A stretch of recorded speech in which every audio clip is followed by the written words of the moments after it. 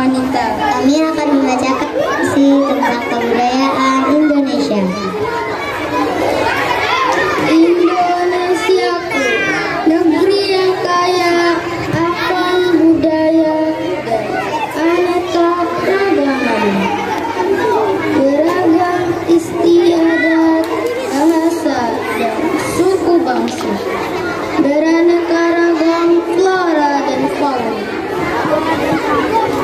Indonesia, negeri yang melimpah akan rempah-rempahan, menjadi ciri khas bangsa. Dipenuhi dengan keberagaman, keindahan, dan budaya Indonesia. Sangat bangga rasanya dilahirkan di sini. Kesenian aku susah. Pulau Jawa yang kaya akan keindahan batiknya. Kalimantan yang kaya akan pohonnya. Papua yang indah dengan Raja Ampatnya. Oh negeriku, sungguh beragam budayaku ini. Semoga kebudayaan Indonesia tak akan pernah luntur, akan dan selalu ada di sana. Kita tidak boleh ada satupun yang merampas kebudayaan Indonesia. Mari kita jaga kebudayaan kita agar tidak ada yang merampas.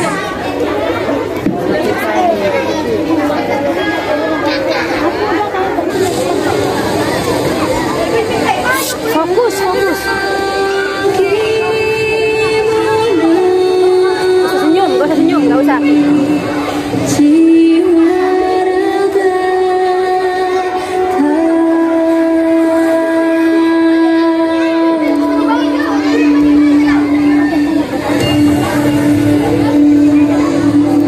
Indonesia is the most beautiful land in the universe.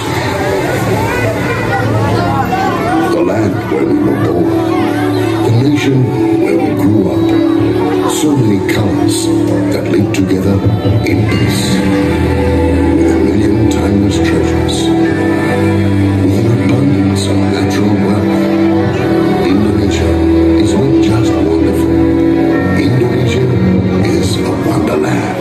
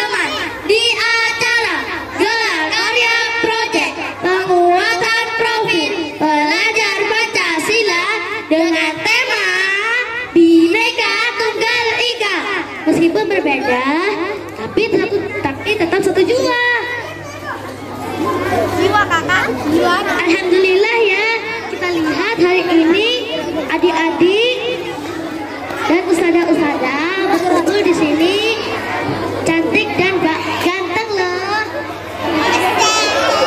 Ya teman-teman, yuk kita ucapkan syukur alhamdulillah karena Allah sudah mengumpulkan kita dalam keadaan sehat walafiat. Oh iya baru di acara ini ada penampilan apa sih? Jadi banyak penampilan yang ditampilkan oleh teman-teman kita. Ada legenda Malikunda, dongeng Timun Mas, dan Fabel Kelinci versus kura-kura. Cuma itu aja yang mau ditampilkan. Tenang, masih ada fashion show, pembacaan puisi, dan contoh kegiatan ekonomi. Wow, kayaknya seru banget nih. Yuk segera dimulai. Sabar dulu dong. Sebelum dimulai, yuk kita bersama-sama membaca surat Al-Fatihah agar acara ini berjalan lancar dan membawa berkah bagi kita semua.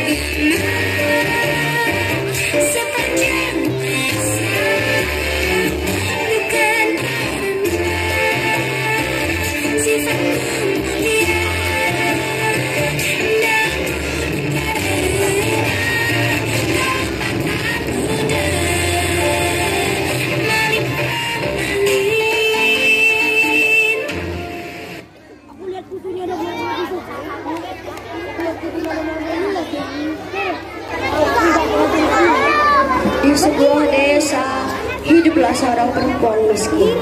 Ia hidup bersama anaknya yang bernama Malikunda. Perempuan itu bekerja seorang diri sehingga penghasilannya tidak bisa mencukupi kebutuhan sehari-hari. Akibatnya hidup mereka selalu berkekurangan. Saat mulai dewasa, Malik memutuskan untuk pergi ke kota.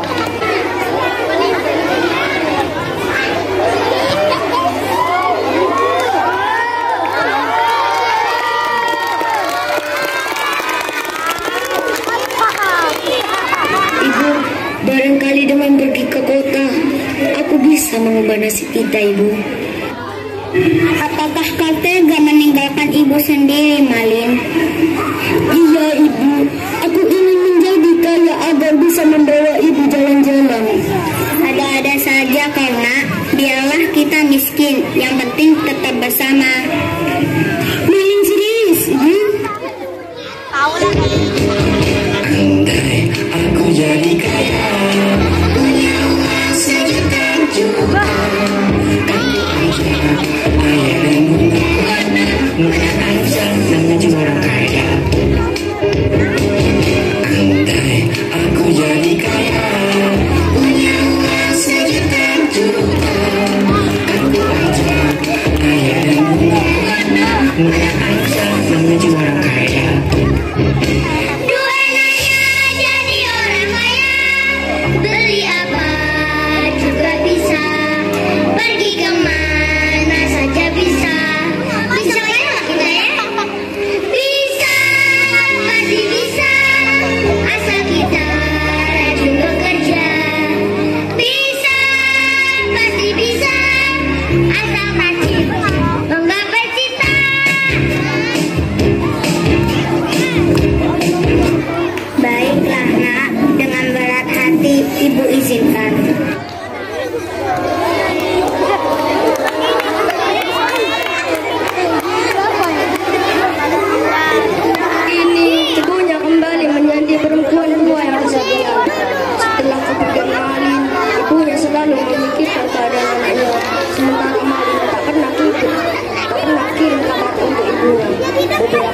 Kemudian Malin berhasil mengubah nasib. Dia menjadi seorang kaya raya. Hidup Malin tak lagi susah. Malin juga menikahi seorang perempuan bangsawan.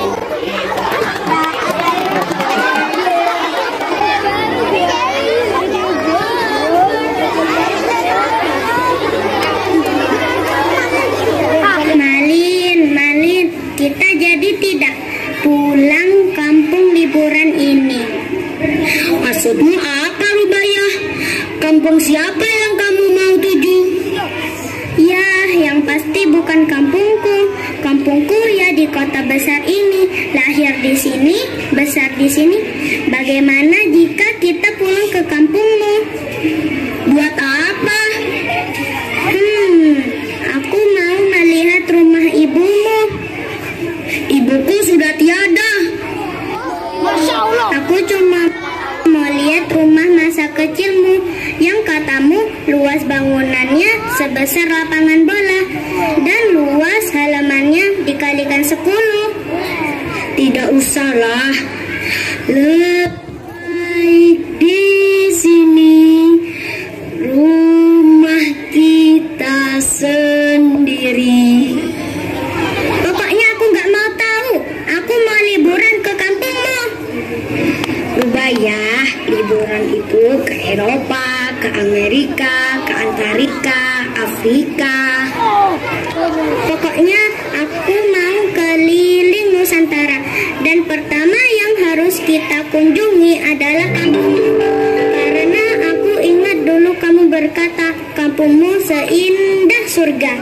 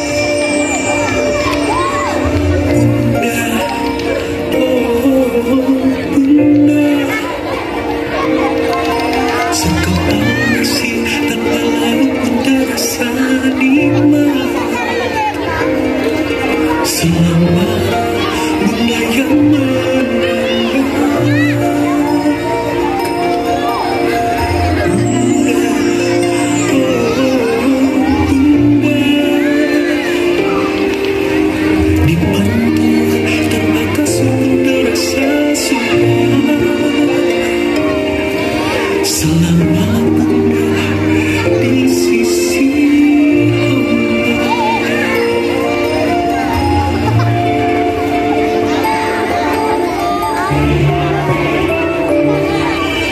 Malin, oh Malin, pasti ada yang engkau sembunyikan,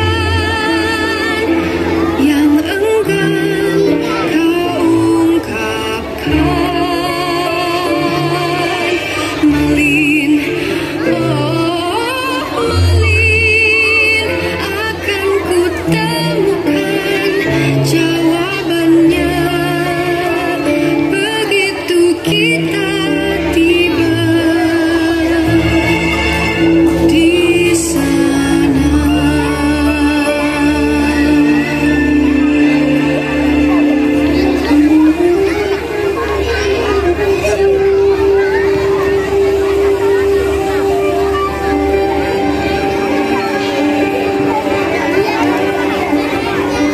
Setiap hari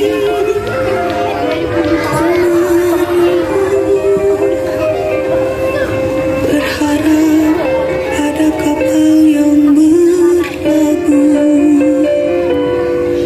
terbayang Malin tersenyum penuh, melangkah turun siap memelukku.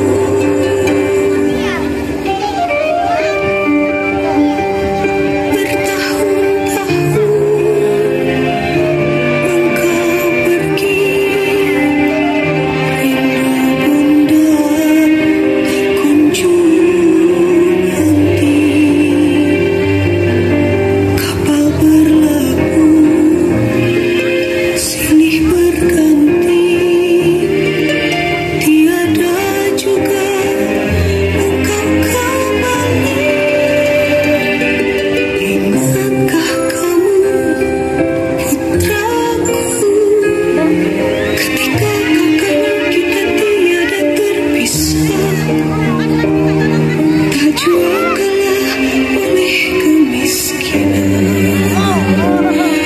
Ingatkah itu putraku, sejak ayahmu pergi kita tiada menyerah, tak jua kalah oleh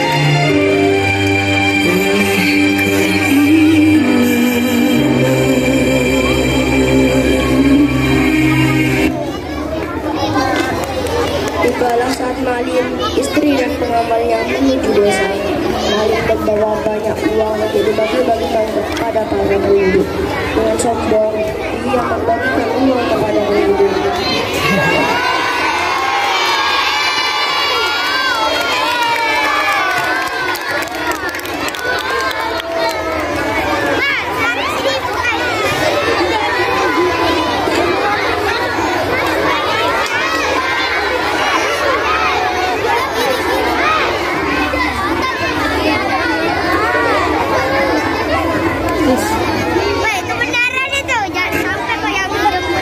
Desa ini tetap seperti dahulu, indah, namun tetap penduduknya banyak yang miskin.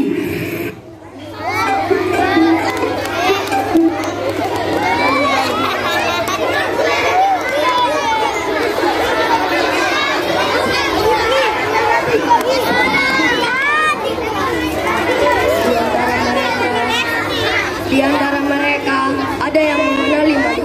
Mereka pergi ke rumah Malin, memberikan kabar kepada ibu Malin.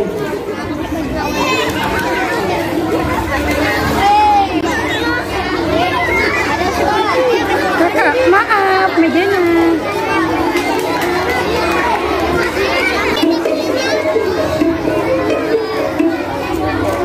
Ibu, apa kau sudah tahu bahwa anakmu Malin sekarang telah menjadi orang kaya? Dari mana kau tahu itu? Selama ini aku tak pernah mendengar kabar darinya. Sekarang pergilah ke dermaga. Anakmu Malin ada di sana. Dia terlihat sangat tampan dan istrinya juga sangat rupawan. Ibu Malin bertatih-tatih menuju dermaga. Benar saja, di sana terlihat Malin dengan istrinya yang rupawan.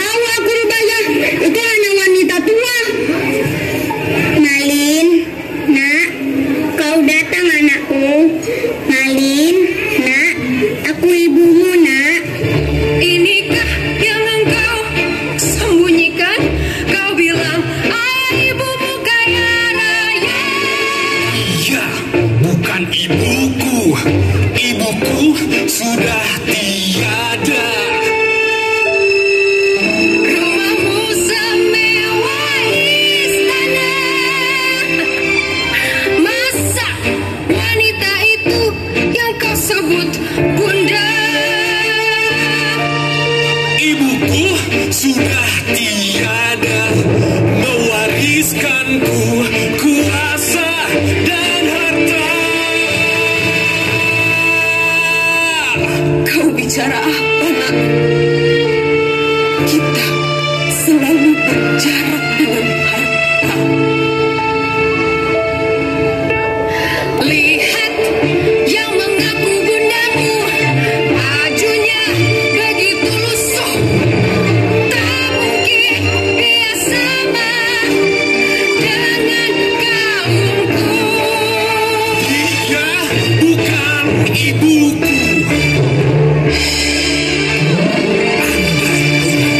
Ia masih ada, tak mungkin seburuk itu rupanya.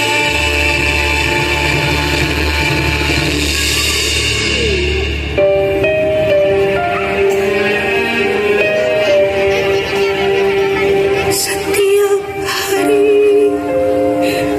ku menunggu, berharap ada kapal yang berlabuh. Ia yang kutunggu sudah kembali, bukan memeluk malah memaki. Pergi kau! Bertahun-tahun sudah engkau pergi. Rindu bunda tak kunjung henti. Engkau yang pergi menjelma doa putraku sendiri melakukannya. Ingatkah kamu, putraku, ketika kau kanak kita tiada terpisah, tak jua kalah oleh kemiskinan. Ingatkah itu, putraku, sejak ayahmu pergi, kita tiada menyerah, tak jua kalah oleh kehilangan. Ibuku sudah mati.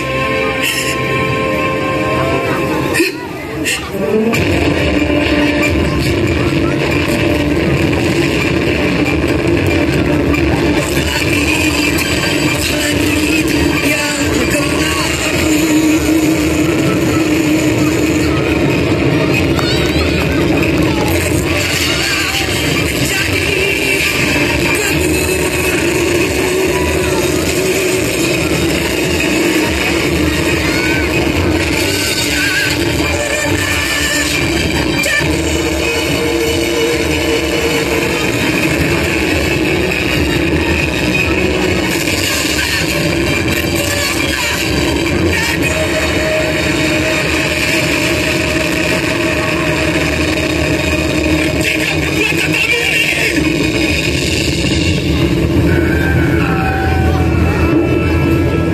Tuhanku memelihara manusia, di manakah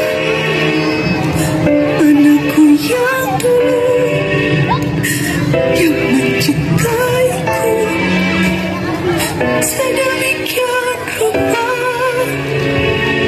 Meski aku miskin tiada harta,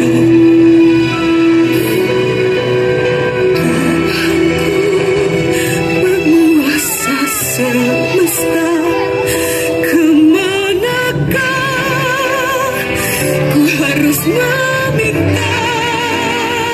Tunjukkan kuasa-Mu yang megah, adililah Ia yang telah membuat samudra.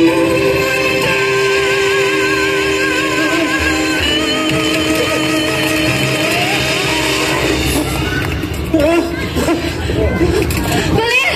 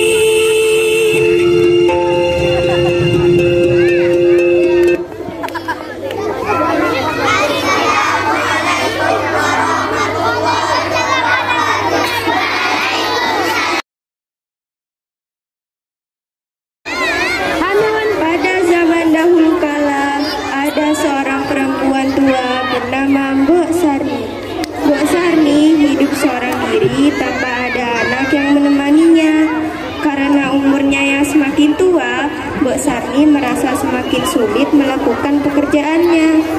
Dari bercocok tanam dan mencari kayu bakar di hutan untuk dijual, hari-harinya selalu sepi.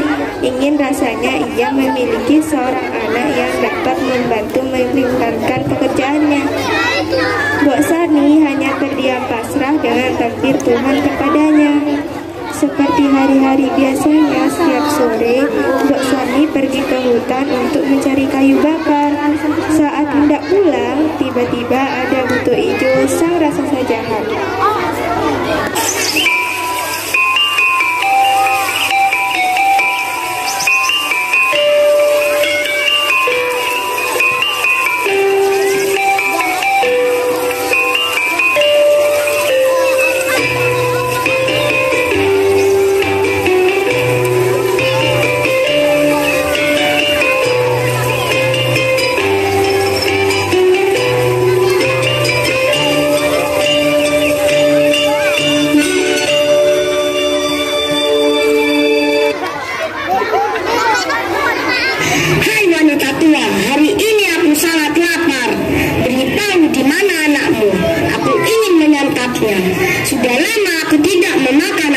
manusia. Ampun Buto Ijo, saya hidup sebatang kara dan saya tidak memiliki anak. Sungguh, saya tidak berbohong. Tolong jangan sakiti saya. Tenanglah, aku tidak akan menyakitimu. Sebagai gantinya, tanamlah biji timun ini, dan kau akan segera memiliki seorang anak. Apakah Tuan Buto Ijo akan memberiku anak? Terima kasih atas kemurahan hati Tuan Buto Ijo. Tapi ingat, ini ada syaratnya. Kau harus menyerahkan anak itu ketika dia berusia 6 tahun. Ha ha ha.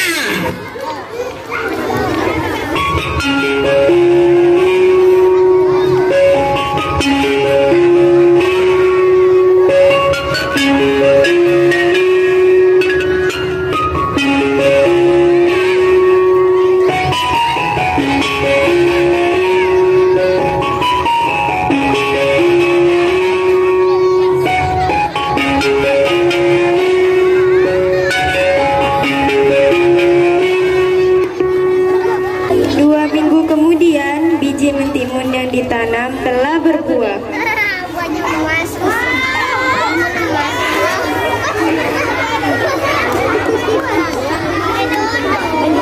Nah, ini sudah 2 minggu. Sesuai perkataan Buto Ijo, biji timun darinya telah berbuah. Wah, ternyata ada timun besar dan bersinar. Mbok Sarni sangat penasaran dengan timun tersebut. Kemudian Mbok Sarni memetik timun itu dan masuk ke dalam rumahnya dan meletakkannya di atas meja. Mbok Sarni membelah timun dengan hati-hati. Betapa senangnya Mbok Sarni saat melihat bahwa isi mentimun itu adalah bayi perempuan yang sangat cantik. Mbok Sarni senang masa tuanya akan ditemani oleh anak cantik yang bernama Timun Mas. 6 tahun kemudian, Timun Mas tumbuh menjadi anak yang sehat, cekatan, dan terampil. Mbok Sarni bersyukur memiliki anak yang berbakti seperti Timun Mas.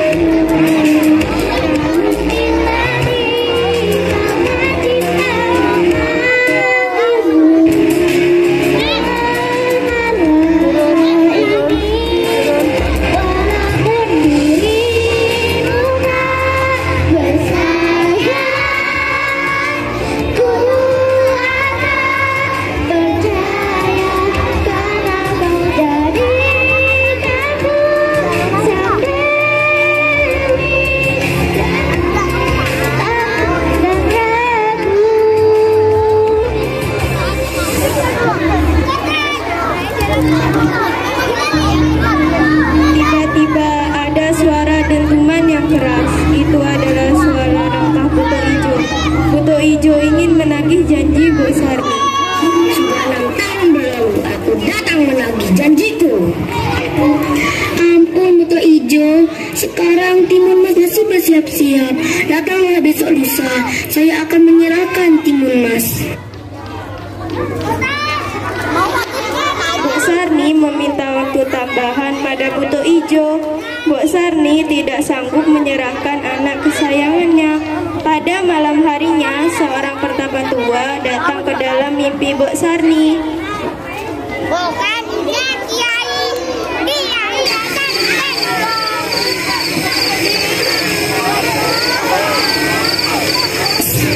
Mbok Sarni, kalau kau ingin anakmu selamat, suruh Timun Mas untuk lari dari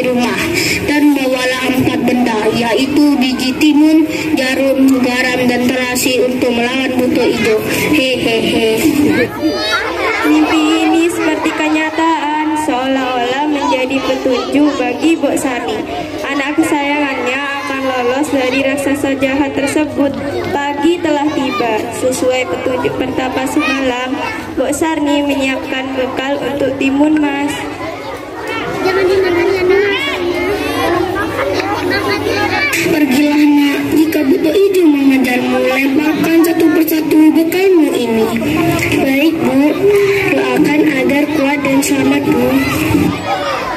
Kau bisa pegang kakiku, tapi tidak mimpi-mimpiku. Kau bisa pegang tanganku, tapi tidak mimpi-mimpiku. Kau bisa merebut senyumku, tapi sungguh tak akan lama. Kau bisa merobek hatiku, tapi aku tahu obatnya. Manusia-manusia kuat, itu kita, jiwa-jiwa kuat, itu kita, manusia-manusia kuat, itu kita, jiwa-jiwa kuat, itu kita.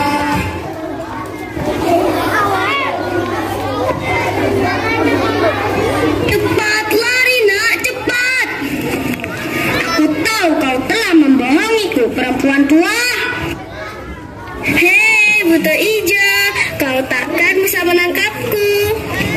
Hei kesini kau, aku sudah lapar.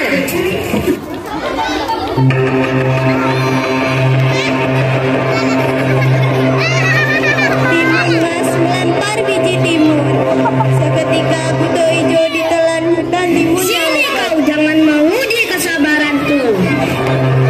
Timun Mas melemparkan jarum, lalu jarum itu menjadi bambu yang menusuk tubuh buto hijau.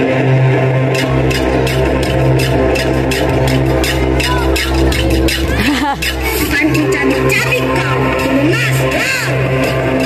Buto hijau lagi-lagi lolos. Timun Mas melempar garam pada buto hijau. Garam tersebut berubah menjadi lautan yang menenggelamkan buto hijau. Sebelum buto hijau sempat menyelamatkan diri, Timun Mas lemparkan terasi. Terasi itu berubah menjadi lautan lahar yang sangat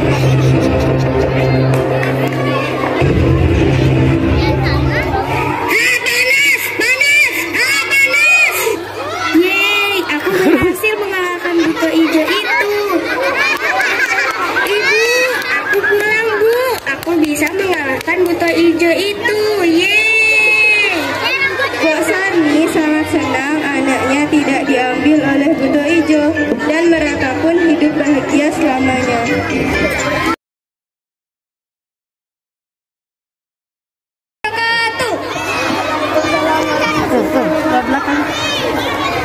Fashion show bertema profesi. Sebagaimana yang kita ketahui, profesi dibagi menjadi dua berdasarkan yang dihasilkan, jasa dan barang. Inilah profesi yang menghasilkan barang.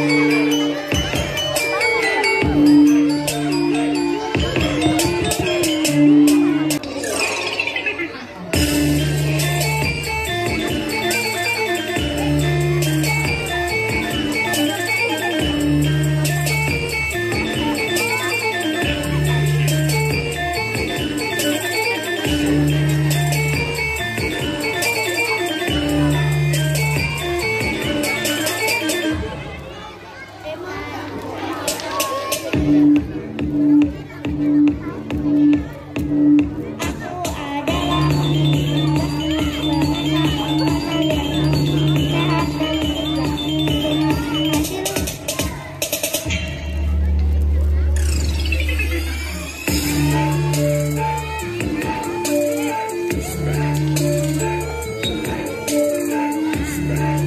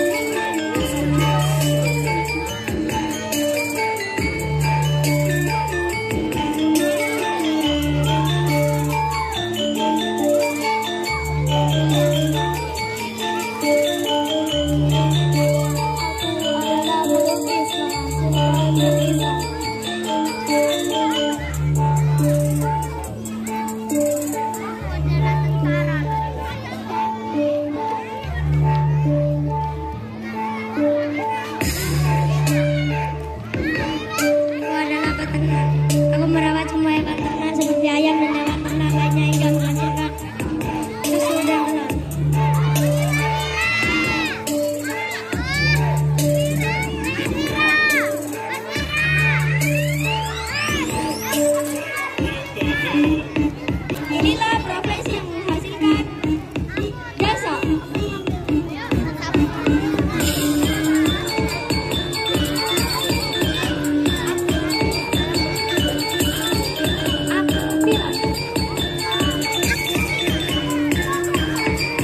Itu siapa? Yuda.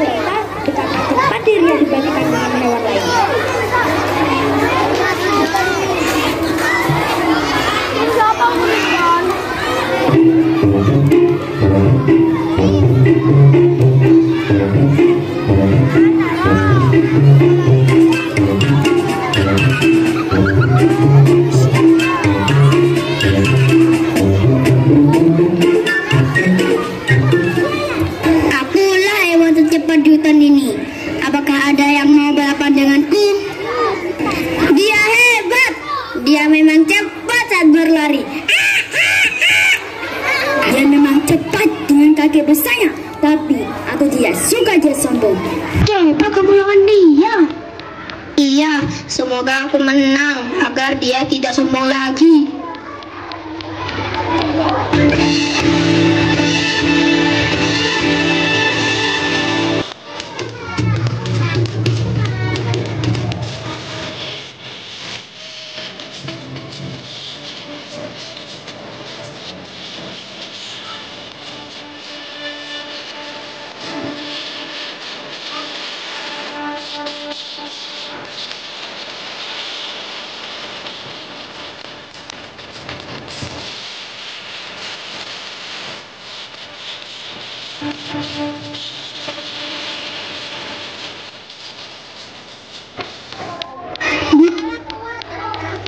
Singkat cerita, tidak ada hewan yang bisa mengalahkan kelinci di hutan tersebut. 2-3 kucing berlari. Mari kita lomba lari. Yeay!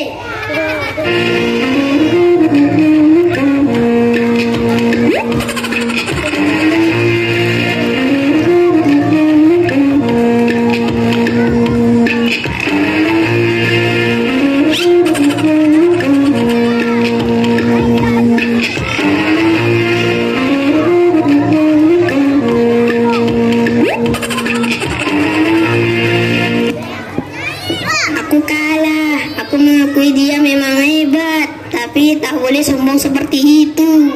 Yeay, aku menang lagi. Kenapa? Karena aku cepat. Manapun dia pergi, dia akan pamer. Aku sangat cepat. Yeay, aku paling cepat. Takkan ada yang bisa mengalahkanku. Oke, faktanya dia memanglah cepat. Tapi caranya pamer dan kesombongannya sangatlah tidak pantas. Seseorang harus memberinya pelajaran untuk mensadarkannya dan tidak membuat kita kesal. Kadang bikin aku kesal. Tiba-tiba melayang menembus lapisan awan. Ku hembaskan semua sedihku. Aku terbang ke atas bulan, memeluk bintang-bintang. Bahagia rasa hatiku.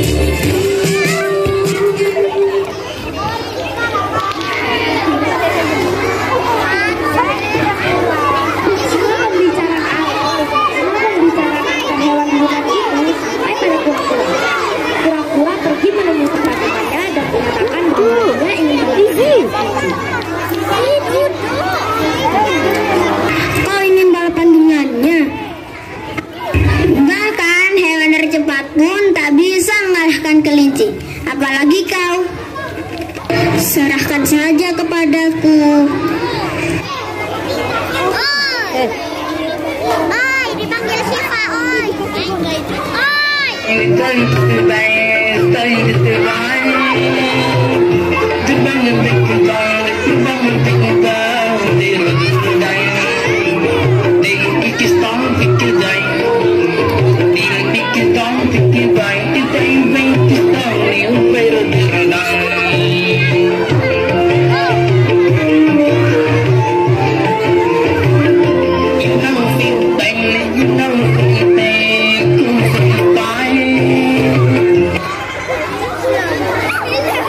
Selamat siang kelinci, aku sudah mencarimu. Nanya, ada apa kau mencariku? Kudengar kau adalah hewan tercepat di hutan. Tepatnya kaulah yang berpikir begitu. Tapi biar lebih pasti, aku akan balapan denganmu. Mari kita lihat siapa yang lebih cepat. Hahaha, kau bercanda ya? Kau mau melawanku? Hahaha, tak mungkin kau mengalahkanku. Saat kau selesai satu langkah, aku sudah berada di garis akhir. Kita tidak akan pernah tahu jika belum mulai balapan. Oke, bersiaplah. Kita balapan besok pagi ya.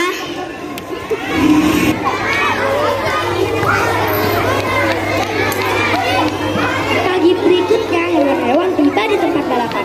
Mereka melihat kura-kura sudah siap di garis awal, siap untuk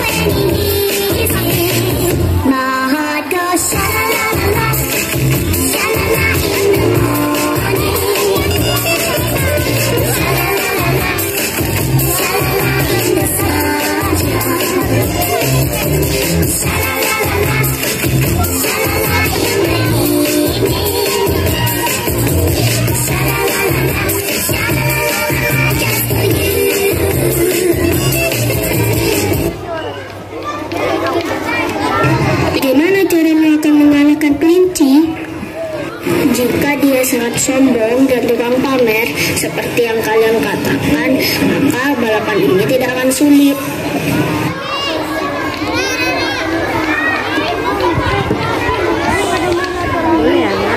Tak lama kemudian, kayak aku pemegang motor lagi di pasar lewat depan.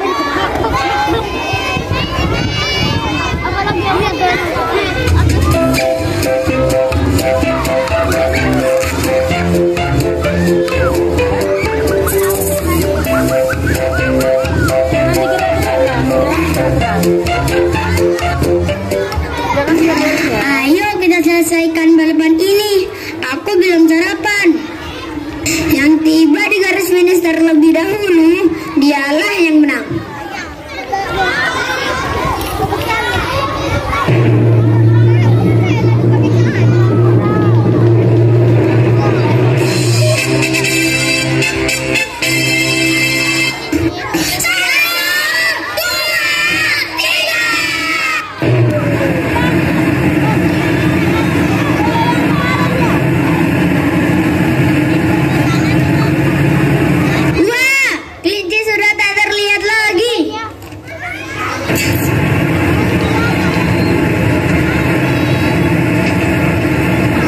Kura-kura akan mencapai garis finish di malam hari. Lebih baik aku duduk menghabiskan wortelku. Wah, kura-kura masih jauh.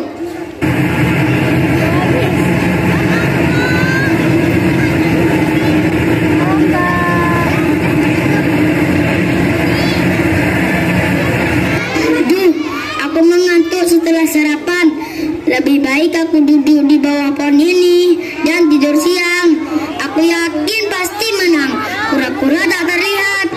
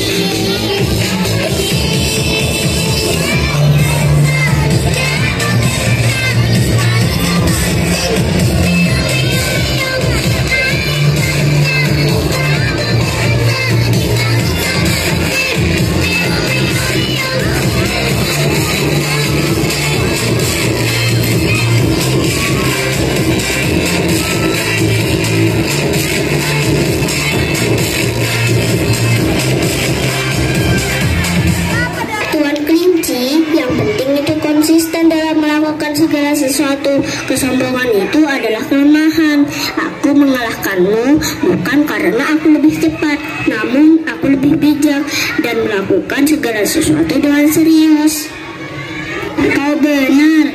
Mulai saat ini aku akan berhenti sombong bahwa akulah yang paling cepat.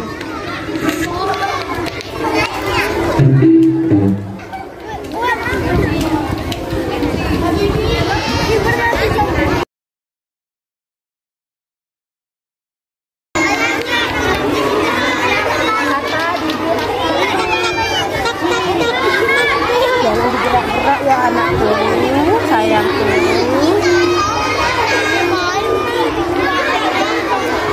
Aku curi, kalau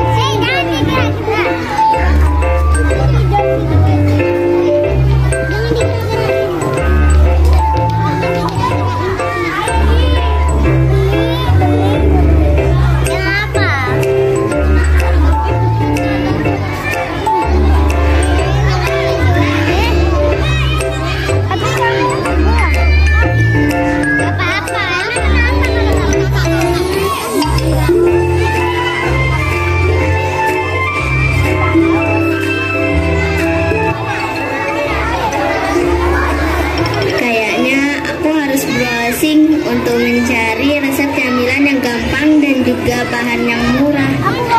Wah, akhirnya menemukannya, yaitu piscok.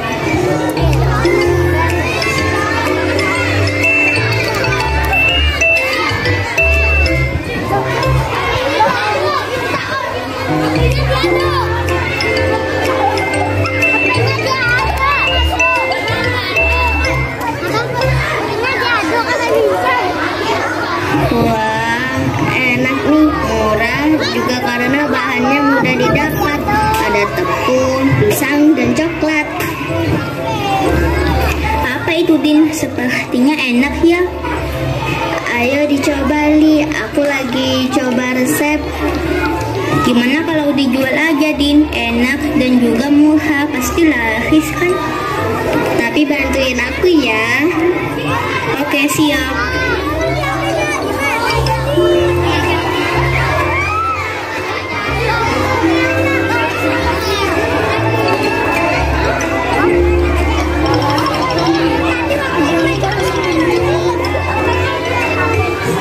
Yang di depan duduk.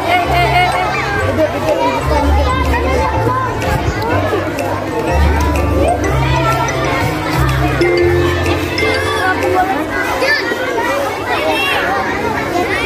Nanda Lili membuat banyak piscok untuk dijual. Kegiatan ini disebut dengan kegiatan produksi, yaitu kegiatan yang menghasilkan barang atau menambah nilai jual. Aku ya juga mau lihat ini. Setelah buku yang banyak, ada beberapa pembeli yang datang.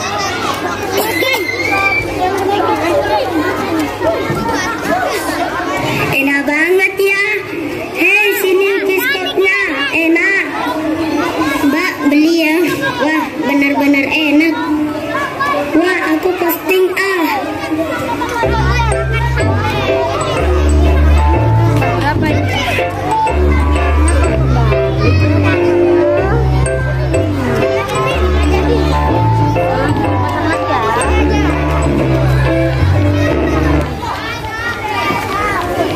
Kegiatan Eza dan Emeza membeli piscok adalah kegiatan konsumsi. Konsumsi adalah kegiatan memakai barang dari hasil produksi. Eza dan Emeza membeli konsumsi. Ya, pada main.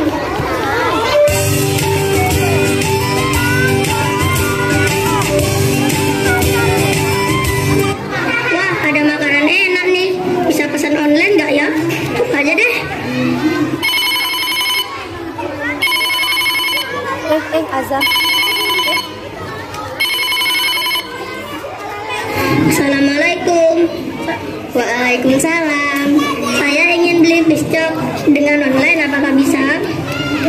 Bisa, kirim alamatnya ya. Oke. Di mana Lili membungkus paket dan menitipkan ada kurir untuk mengantar pesanan pelanggan.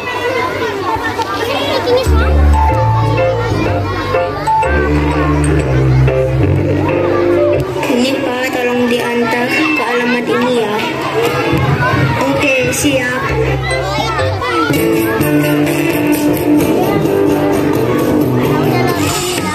Paket. Kakak.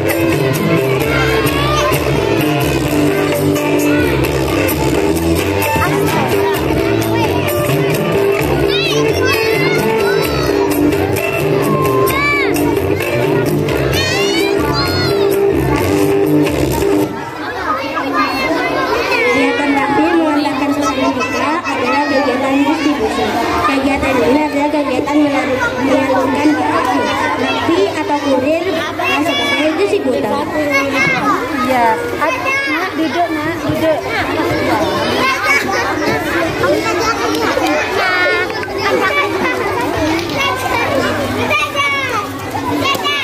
Duduk.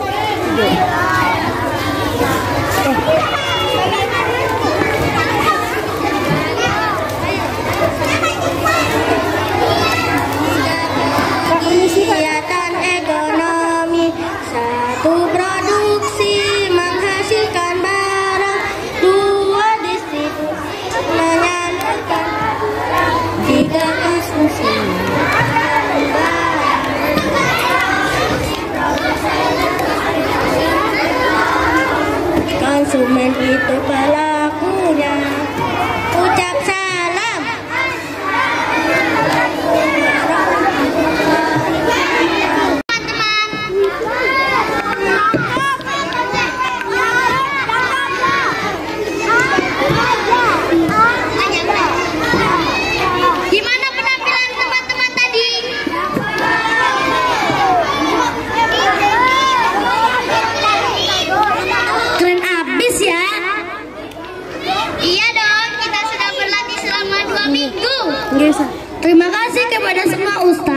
Ustazah dan juga teman-teman yang sudah semangat untuk menonton acara ini. Yuk kita tutup acara ini dengan membaca hamdalah, istighfar, dan doa kafaratul majlis. Rabbil alamin, astaghfirullahaladzim, subhanakallahumma wa bihamdika, asyhadu an la ilaha illa anta, astaghfiruka wa atubu ilaik. Kami sebagai MC mohon maaf